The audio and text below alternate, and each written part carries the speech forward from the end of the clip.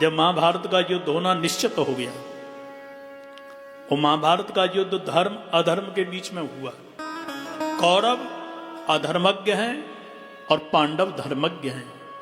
धर्म का सहारा जिन पांडवों ने लिया, ये पांडवों से कौरव भिड़ गए। फलस्वरूप जब महाभारत का युद्ध हुआ तो जितने कौरव थे सारे के सारे मारे गए। यदा मृधे कौरव सृंजयाना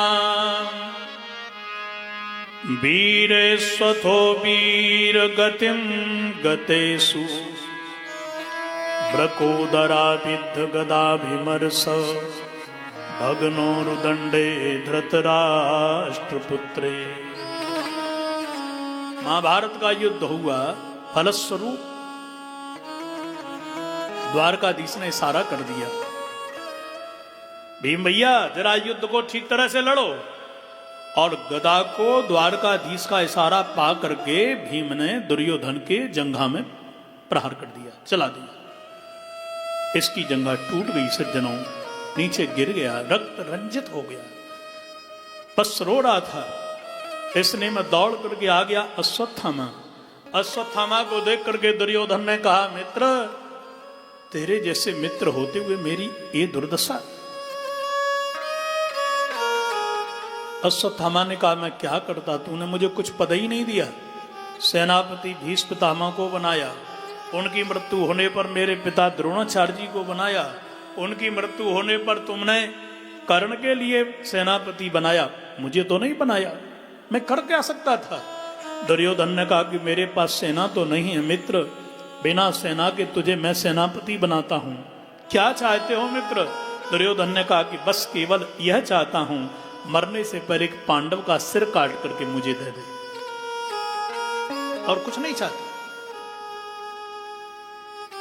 अश्वत्थामा ने कहा कि मित्र इस समय रवि अस्त हुआ, रात्रि हुई है, मैं प्रतिज्ञा करता हूं कि रवि उदय से पहले पहले एक नहीं 5 पांडवों के सिर काट करके मैं तुमको दे दूंगा। ये गया।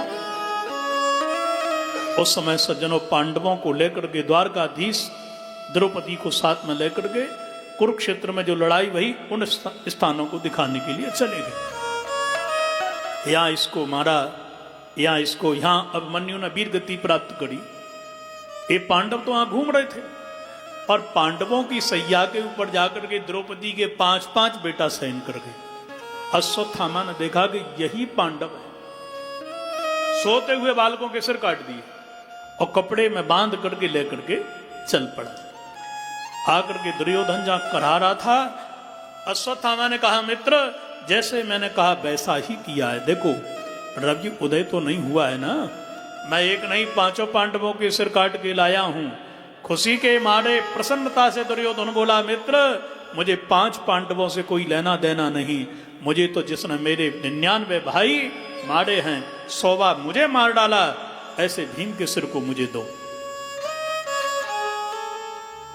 उसी सिर को लिया, क्रोधावेश में जो दबाया वो पकी कचड़िया की तरह फूट गया।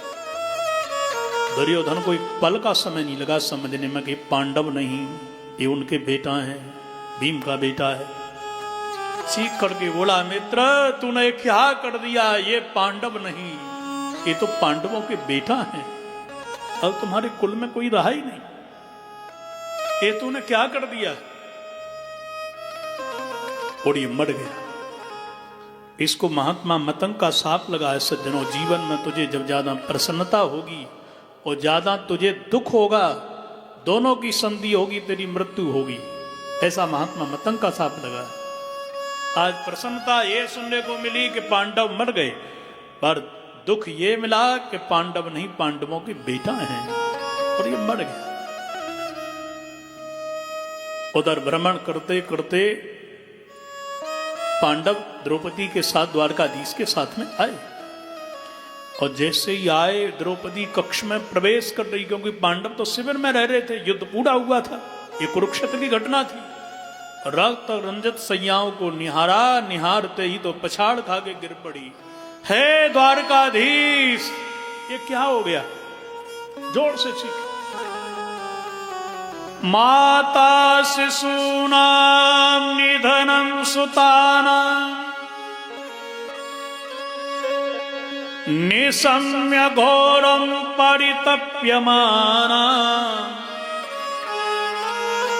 तदा रुदद्बाष्पकलाकुलाक्षी ताम सांत्वयन्नाह किरीटमाली। नेत्रों से आंसू की धार लग पड़ी, कुटरी की तरह रो पड़ी धरती पर, पछाड़ खा के गिरती भई, छाती को पीटती भई, बिलक करके द्वारकाधीश को आवाज लगाई कि साहब ये मेरी बगीची अभी तो खिली नहीं थी, कलियां थी 5-5, किस दुष्ट माली ने आकर के उजाड़ दी मेरी बगीची को। अर्जुन गांडीव लेके दौड़ पड़े, युधिष्ठिर भीम नकुल सहदेव देखा तो पांचों रोने लगे। द्वारकाधीश ने विचार किया मैंने इस अर्जुन के लिए गीता का ज्ञान प्रदान किया है, ये रो रहा है, तब ये ही मोहग्रसित हो जाएगा तो संसार के लोगों का क्या होगा। इसलिए सावधान होकर के भगवान श्री द्वारकाधीश बोले अर्जुन मेरी बात बड़े ध्यान से सुनो, क्षत्रिय का धर्म है अपराधी को वो दंड दे, किसी भी हालत में अपराधी को न छोड़े। तुम्हारे पुत्रों को मारने वाला विरोधी हमारे सामने एक ही है, जो बचा है वो है तुम्हारे गुरुजी का पुत्र अश्वत्थामा। मैं सारथी बनूंगा, तुम उठो, दंड दो उसके लिए। अर्जुन रोते बिलखते बोले केशव अब हमारे पीछे कोई है ही नहीं,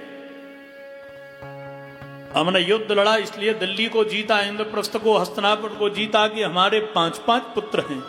एक था मेरा अश्वत्थ, वो अभिमन्यु मारा गया, अब तुम्हारे कुल में कोई है ही नहीं, क्या करेंगे।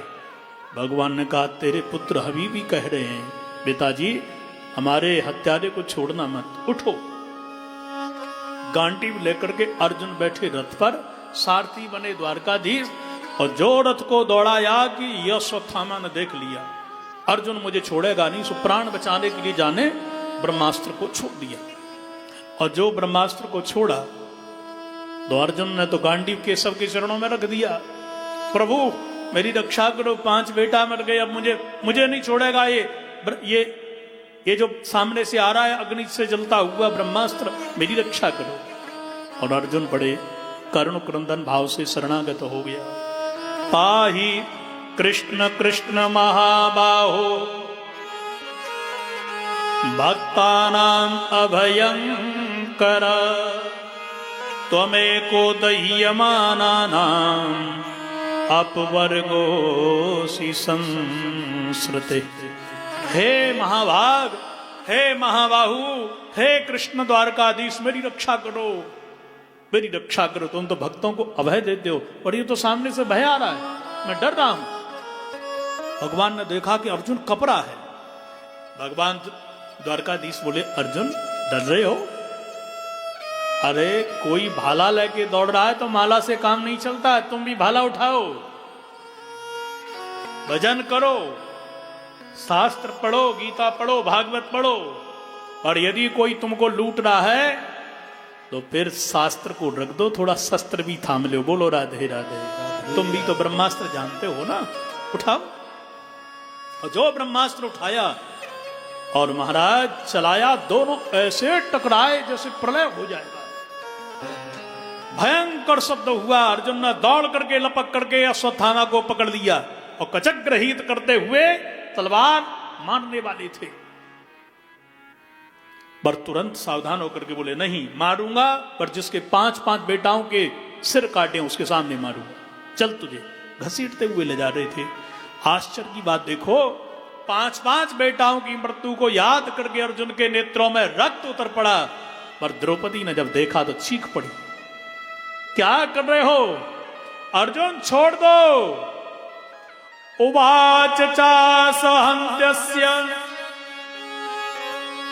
बंधनानयनं सती मुच्यता में स ब्राह्मणो नितरां गुरु। अर्जुन छोड़ दो, ये अपराध न करो। जिस गुरु की कृपा से, पुण्य के प्रभाव से, न्याय के सिद्धांत से तुम महाभारत के युद्ध को जीतने के बाद वो अधर्म न करो। भीम चीख करके बोले, अर्जुन क्षत्रिय ने जो कही सो करी, जा क्षत्रिय की बात नहीं, उसके बाप का पता नहीं, इसलिए अपने पिताजी को याद करके इसको मारना। अर्जुन का हाथ रुक गया, क्या करूं, भाई कह रहा है मारो, पत्नी कह रही है नहीं, छोड़ दीजिए। द्रौपदी कहती है, नारी के दुख तीन हैं, तुम सुनो नंद के छैल, एक विधवा एक पुत्र बिरहिणी, तीजो सौत को मेल। केसर, मैं पीड़ा जानती हूं, मेरे पुत्र मरे हैं, मैं रोई हूं। पुत्र का वियोग क्या होता है, ये किसी मां से पूछो।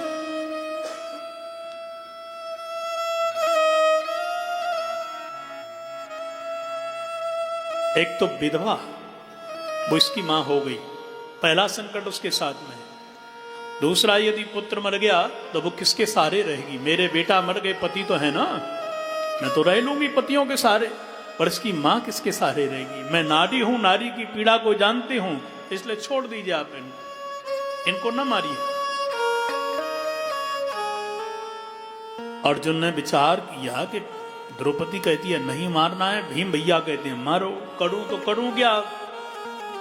भगवान श्री कृष्ण ने विचार किया कि पांडव आपस में झगड़ न जाएं, गृह युद्ध न हो जाए, इसलिए सावधान होकर के बोले, अर्जुन यह करें या न करें, अपना विवेक अपनी बुद्धि न लगाओ, तब किसी पंडित शास्त्रीय विद्वान से पूछो, ऐसा करें कि नहीं? अच्छा महाराज, आपसे बड़ा पंडित तो कोई है ही नहीं। ब्रह्म बंधुर न हंतव्य, आतताई बधारण। शास्त्र कहता है अर्जुन कि कभी ब्राह्मण और साधु को मारना नहीं चाहिए। ब्राह्मण साधु, जो ब्राह्मण त्रिकाल संध्या करे, त्रिकाल नहीं तो एक काल तो करे, गायत्री जपे, हवन करे, वेद नित्य पढ़े, चरित्रवान हो और भजन करने वाला साधु, इसको कभी नहीं मारना चाहिए, सर्वस्व नष्ट हो जाता है। और आताताई को छोड़ना नहीं चाहिए कभी। अभी आताताई भी है, जिसने किसी के खेत में, खलान में आग लगा दी, बुरी नियत से शस्त्र हाथ में ले लिया, बालक स्त्री पे हाथ उठा दे, किसी को जहर खिला दे, ये आताताई है। इनको कहते हैं आतंकवादी। बोलो राधे राधे राधे राधे। अभी आतंकवादी आताताई है और ब्राह्मण भी है, क्या करें?